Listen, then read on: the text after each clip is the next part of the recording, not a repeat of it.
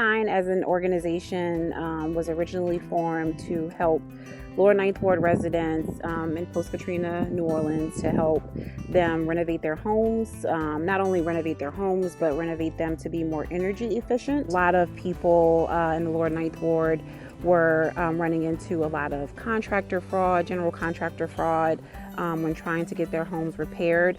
So originally Sustain the Nine was founded for us to be able to help Lower Ninth Ward residents to get back into their homes. Since then, we have pivoted, and our mission is more focused on environmental stewardship and sustainability efforts, whether those be relating to our coastal restoration efforts, or whether those be relating to helping Lower Ninth Wards feel empowered to mitigate flooding through our Storm Drain Ambassador program. I like to kind of break them down into like a couple different categories. So there's, like community development and education. And that's a lot of our like environmental research program for high schoolers that we run over the summer, and then also just working with different community members, sort of educating and empowering people to like look after their neighborhood. The other side is sort of the like environmental restoration piece. So a lot of the work that we do is looking at the environment that's in the proximity of the Lower Ninth Ward and beyond, and saying like, for this neighborhood to have a sustainable future, we also need to look out for the wetlands and the natural environment that surrounds us. The most rewarding is seeing how we are able to impact the lives of young people, future generations, such as college students, high school students.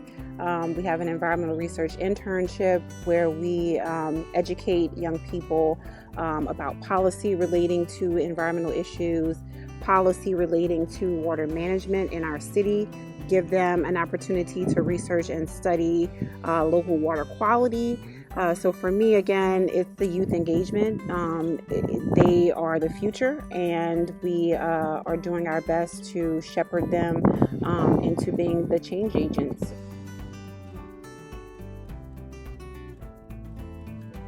So low-lying area, years of like neglect and lack of infrastructure, and yeah, that continues to make this neighborhood very susceptible to environmental threats, as well as like pollution, and even just like building back after a major storm event, as we're seeing today.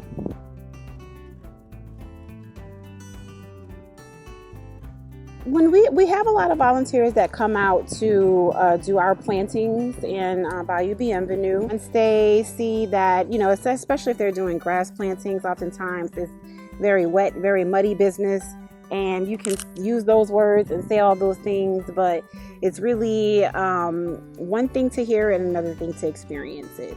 That's not the only way we obviously invite volunteers, but when we do, we just want them to know that we want them to volunteer based on their comfort level. We don't want anybody to do anything that's going to make them feel uncomfortable, that's outside their physical capabilities. And we have a myriad of activities that they can engage in, not just planting, also being good stewards of our microforest behind us. We do invite volunteer effort for that.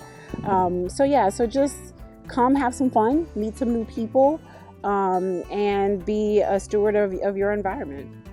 People can get involved by volunteering with us. We're constantly looking for volunteers to help with plantings, like maintenance in the neighborhood. If you want to get out and get your hands dirty, definitely come out and volunteer. Throughout the year, there's plenty of things going on. We all have a responsibility to our climate future.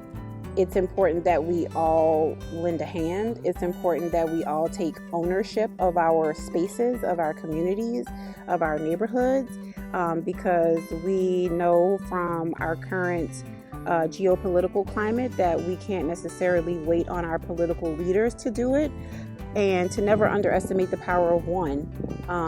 Each volunteer matters, each volunteer group matters, and each effort is important.